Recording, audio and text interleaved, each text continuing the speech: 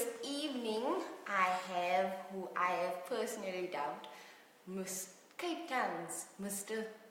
No, now I'm getting tongue-tied. Cape Town's McDreamy. There we go. You want to take a sip? Wow! Yeah. Is it your way of telling That's me a I'm mouthful. thirsty? That's quite the title, eh? Singer-songwriter Mathew Gold. Good evening, sir. How are you? The sun is about setting, so I would say good evening. How are you? I'm good. Great. Thank you for joining us this evening.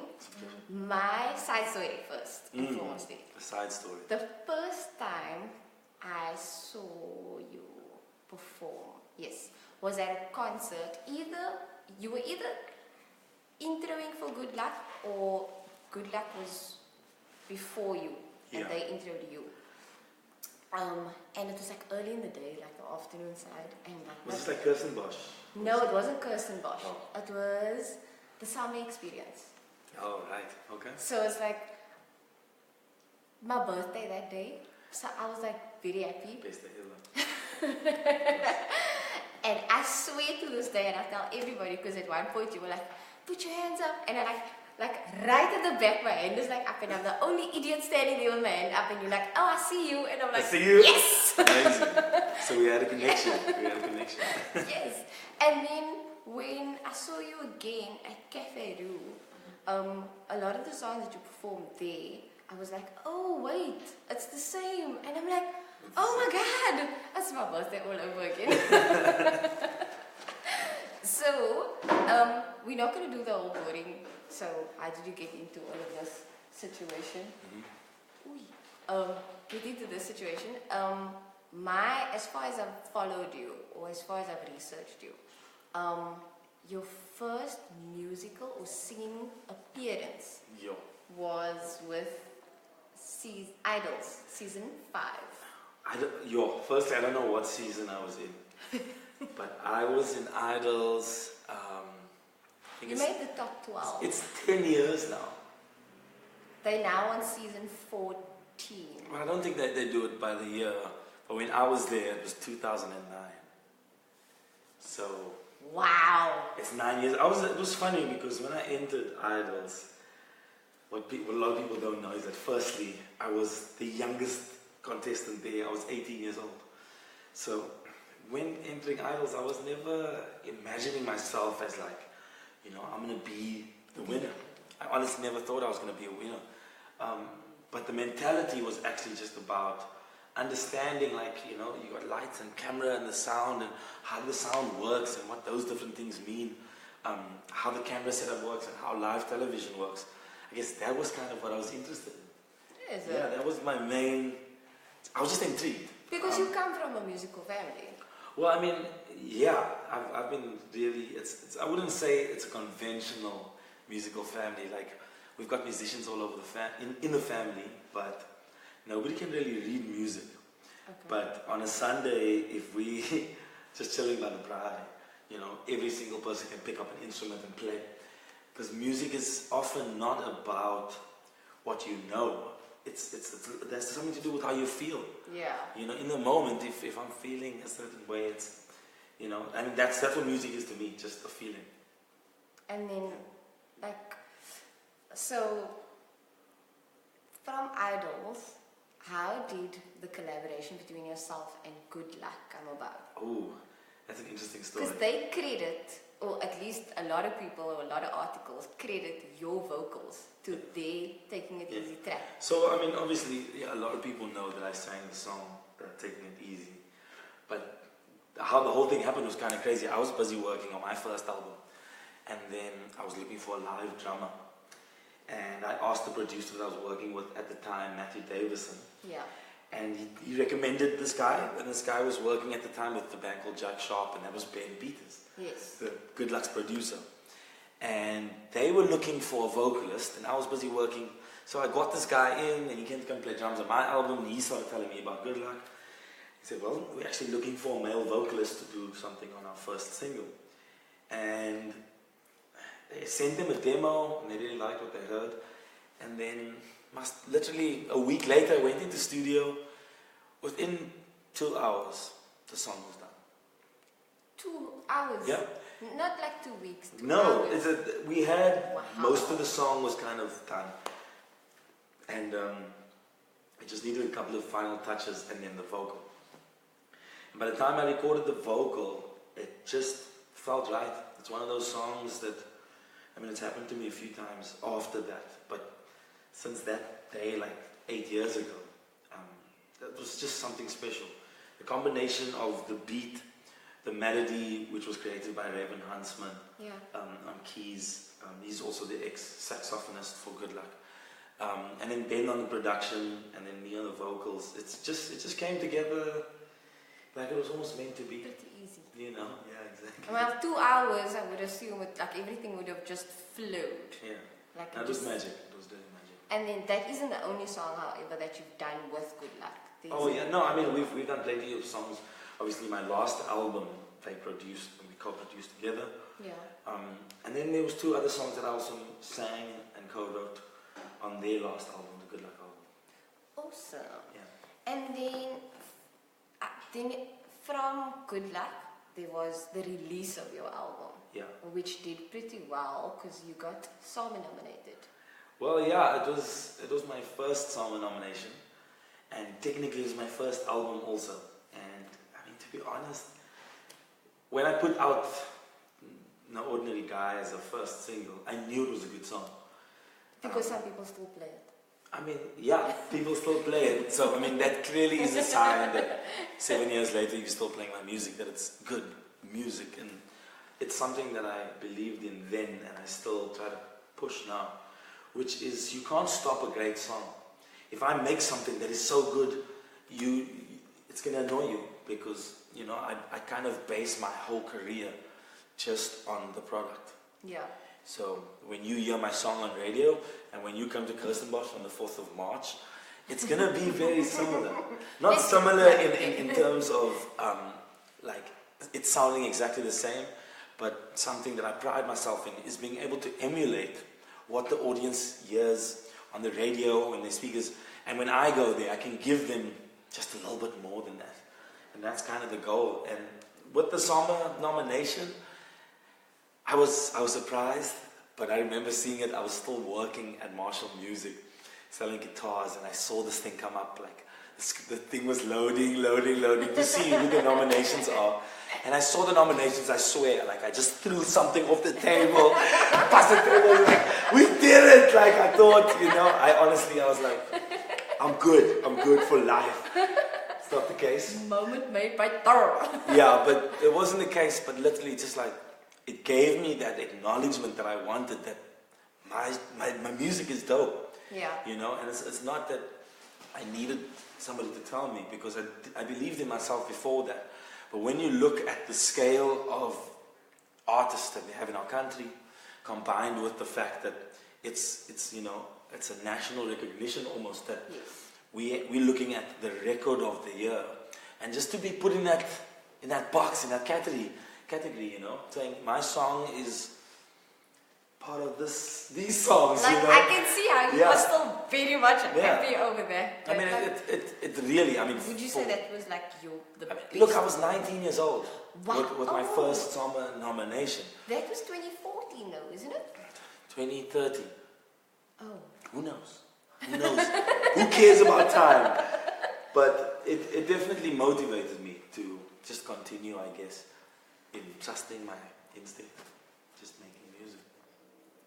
Well, it would be because you've continued. Yeah. Well, yeah, of course.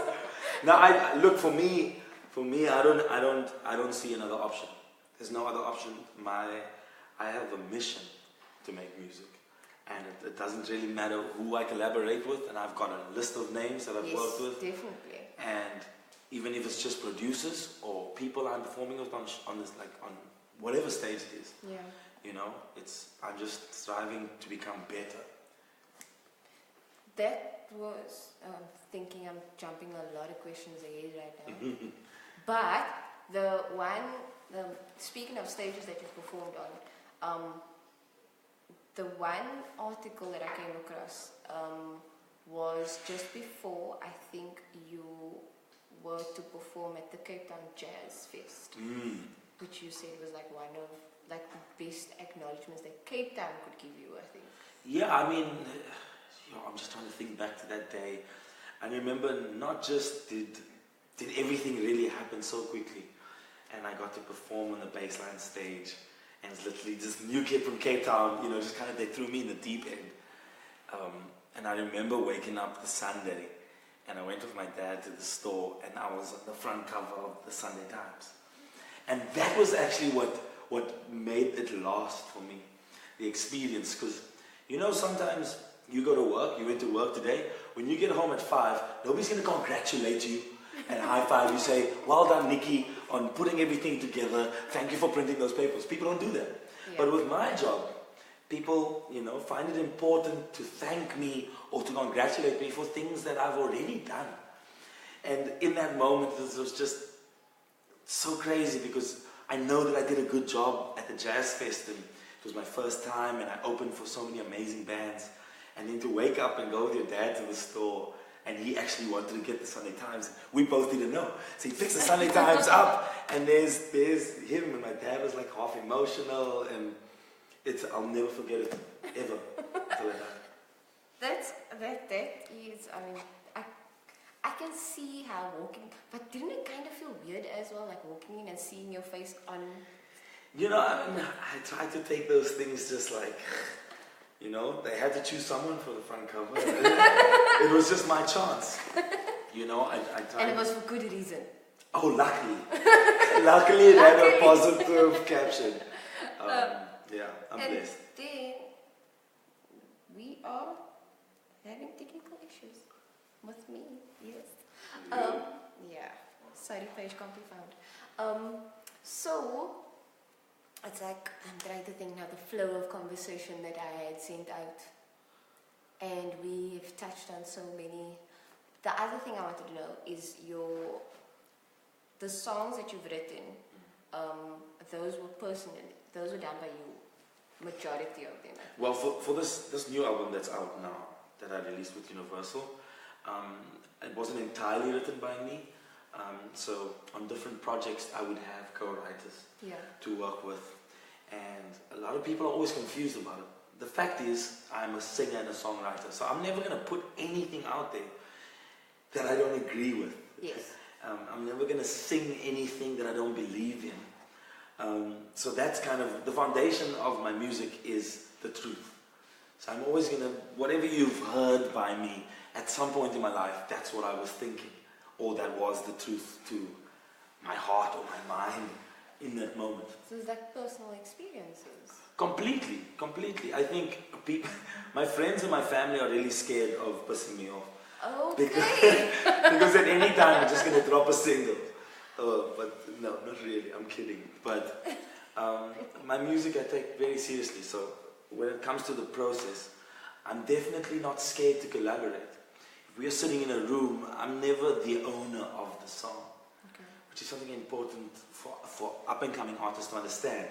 Don't think that because it is your song that you are the owner of the creativity, in that space. Sometimes one of the smartest things that I'd done was to incorporate another producer or songwriter in an already written, finished song or beat. I think it's very important to allow other people, into a project or a song, because often artists aren't, good leaders when it comes to sharing that creativity. Would it help in terms of just having someone else to bounce off of creatively? Yeah. Look, for me, it's really hard to find those people or those artists that I can be honest with and kind of go, So this is what I was thinking. I was thinking of a specific, let's say, just like a concept of a song. I want to make sure that who I go to, they'll actually be able to understand me, because sometimes if I go to a cousin of mine and I keep playing the new album and he just goes, yo, dude, it's dope. Like that, the next song, that's also dope. The next song, there's that type of family type of criticism which is necessary. But then I'm also not scared to be told. I'm not scared to be put in a situation where someone's criticizing what I'm saying, but they can back it with more information, Yeah. you know, where So they think that I can be better. Exactly. And a lot of people think I'm not, but let's leave it that way. A lot of people think you're not. No, a lot of people think that you know, I work in a closed space and I don't allow people in, but it's actually just that I'm very selective of who I allow into my creative space. Because one of the articles as well that I read, you stated how a lot of your lyrics are like not written, but how do you say this? You record them in the car. Oh, well, if you know me on a personal level, or just who I am, I'm constantly singing. So it doesn't matter what we are doing right now, even in this interview, I'm thinking and I'm making beats and my head is always busy with ideas. Don't scare me. No, you know me. But when it comes to music and the car, I have such a deep relationship with spending time in the car, because we spend so much time in our cars, and I'm so picky about what is in my car and what I listen to. But almost after every studio session that I go to, I would have to drive home and I would take the MP3 and put it in the car, and I would sing the same song over and over repeatedly. Yeah. And I'd have my laptop open in the passenger seat recording what I'm singing and these different ideas. Then I would go home to the studio and kind of look, like that melody idea could be cool if we use this. And then I basically almost like an architect, I know what it is that I want it to be. And then slowly I just add different sounds and different words and then start making sense of it. And eventually, once I got the chorus in my head, the song is done. Like literally, an example, a friend, Stevie, she was sitting there, and she was recording me and going, write a song. And I started writing the song, and the song was just about her telling me to write the song. Okay, an entire 4-minute track. Well, I'm saying for me, it's like, I'm really blessed in that way that I could almost start something from scratch immediately, which is important. I feel like someone prepared you for something else that was meant to scare me. And okay, you mentioned now, which I didn't know, that you are performing at Kirstenbosch on the 4th of March, because as per the calendar, it's good luck, isn't it? Yeah, so I'm performing with... So you with them? With the Kifness. Before. The 4th. You just need to make sure you be there. Just make sure you're there. It's going to be amazing. And you have a song with the Kifness as well? Well, I've got a song with so many people. It's... You've got a long list of people. It's a... I don't know how to take that. But I think... I'm really good at collaborating. I'm good at looking at the brand that I'm working with and just being able to see, well, how do I make you look good? So, just jumping back on the first album that you have, you've worked with a lot of great names. Yeah. And the second album that's out now, you have a single, Burning Inferno. Yeah. Burning Inferno, though, is there a background story to it? Burning Inferno, the background story. Well, it was basically this moment, and I was in Johannesburg, and if I could describe that slow motion moment when you're in the club and the girl is standing far and the lights are going like that, it's just that moment when you're looking at a girl and she's looking at you too, and you can see that there's a vibe and there's an energy, but at the same time, no one's saying anything. So I can tell what your body language is telling me, and I've got this intention at the same time, but no one's saying anything. And that's that moment and that thought. I had that thought with a girl in the club, and I went home and I wrote a song about it. I don't know the girl, but it was a hell of a moment. So if you had a moment with Mathew Gold... Don't call. Don't call. I was going to say... Be proud that there's a song about you out there. Well, yeah, sure. She probably doesn't know. But yeah, it's just that moment when you're staring at someone. And sometimes, I don't know if you've experienced it, but sometimes you feel like someone's staring a little bit too long. Yeah. And this wasn't the case. And it was almost like, why are you looking at me? Because I'm looking at you. And, you know, like this Bloody body ashes. language, like a body language back and forth. And I kind of just like tried to capture that feeling of like, excited and uncertain and like, who is this person, you know? Like a combination of those feelings got kind of to the point where the chorus is about, yeah, anyway. That's about that. Yeah, it's about that. Then going forward, any other single that you'll be releasing from your album? Well, yes. So I've recently just signed a new publishing deal with Sony ATV, and we had a meeting last week with them about the next single. So there's a song on the album that I produced with Sketchy Bongo. It's called Easy Like Sunday, and it's very different to anything else that I've made. It has it's like reggae and hip hop, somewhere in between Mathew Gold and reggae and hip hop. That's what the song is, and I really wish I could describe it for you, but we're busy planning on putting a visual behind it. So Easy Like Sunday will probably be released in the next 3 weeks. Next 3 weeks? 3 weeks, 3 weeks. Where would we be able So to let's say end of February. It will be on everything. Apple, Deezer, all that. all of that? End of February, possibly 3 weeks, so that would be a week before end of February. Easy Like Sunday. Easy Like Sunday, Mathew Gold and Sketchy Bongo. Yeah. Yeah. You heard it first, right? And then, besides the album in itself is self-titled.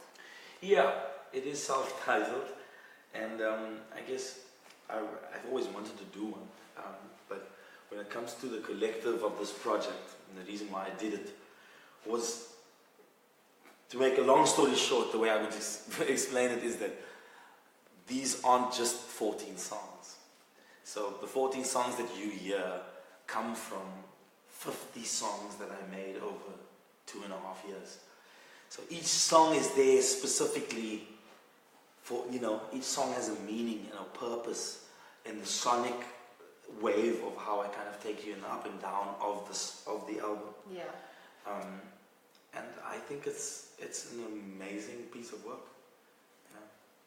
And people can Should get that get in in music stores. It's in all music stores, and then on anywhere where you can find music in South Africa. Okay. It's there. So all music applications, all music stores, Mathew Gold's self-titled album, Mathew Gold. You will be performing live at the Kirsten Bosch with the Kiffness. Yeah, the giftness, and good luck on the 4th on the 4th of March. March. Is it? I'm pretty sure tickets are available on web tickets, if I'm not mistaken. But I will confirm those details later. Thank you everybody that is tuned in. I'm so sorry I couldn't take any comments, but thank you everybody. In terms of the new single, single that will be out in 3 weeks, most likely. 3 weeks most likely, but let's push towards the end of February. And then in terms of following you, it would be Mathew Gold Music. So it's Mathew Gold Music on everything.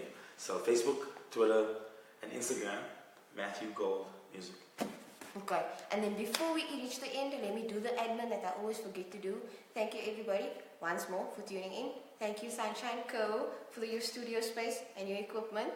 And who else am I supposed to thank? Oh, and Black Ops, the man behind the screen.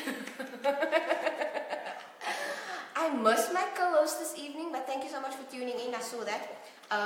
And yeah, then jumping back onto me and you and our conversation. Yes. One thing I like about you, and I think this radiates, I don't even know if radiates is the right word, but through the audience as well, whenever you do a performance, it seems as if you enjoy your performance more than what the crowd does. Wow. I don't know, sometimes... Like it catches on though. Sometimes the performing, it's a funny thing. You know, sometimes you're in a space where people expect a performance. And in other spaces, I just don't care. I actually don't care. I'm going there to do my thing. So when I'm on stage and I'm doing my thing and you just staring at me and are dancing with me, you just need some time. So, Yeah. I mean, if anybody's criticized what I've done and say I got too much energy, thank you. Thank you. Thank you again Pleasure. once more for Thank you joining so this much. evening. I will be putting out details with regards to, or confirming more details on the concert. And yeah, let's get together once more next week. Love y'all.